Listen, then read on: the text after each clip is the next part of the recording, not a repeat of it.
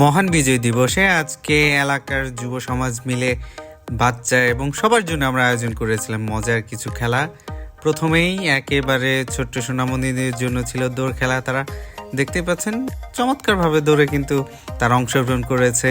এরপর ছিল হচ্ছে ব্যাং জাম্প, অর্থাৎ ব্যাঙের মতো লাফিয়ে লাফিয়ে আসতে হবে।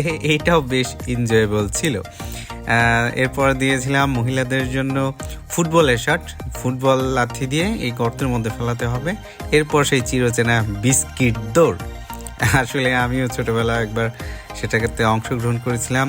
মহিলাদের জন্য সুই সুতোর ব্যবস্থা রাখা যে হুমড়ি খেয়ে ফেলেছিল। এরপর একেবারে কিশোরদের জন্য ছিল হচ্ছে ঐতিহ্যবাহী মোরগ লড়াই, মহিলাদের জন্য সতীনের ছেলে বা বালিশ খেলা। এরপর যেমন খুশি তেমন সাজা ছিল। এরপর ছিল হচ্ছে বস্তা দৌড়। বস্তা দৌড়ে তো কয়েকজন পড়েই গিয়েছিল। এরপর মুরব্বীদের জন্য ছিল হচ্ছে হাড়ি ভাঙা। সেখানে আমি নিজেও পার্টিসিপেট করেছিলাম, ভাঙতে পারিনি অবশ্য। এরপর 2 জন হাড়ি ভাঙতে পেরেছিল। তো হাড়ি ভাঙা খেলাটাও বেশ মজার ছিল। শুধু তাই না, আমরা চেষ্টা করেছি আরও কিছু গ্রামীণ খেলা রাখার।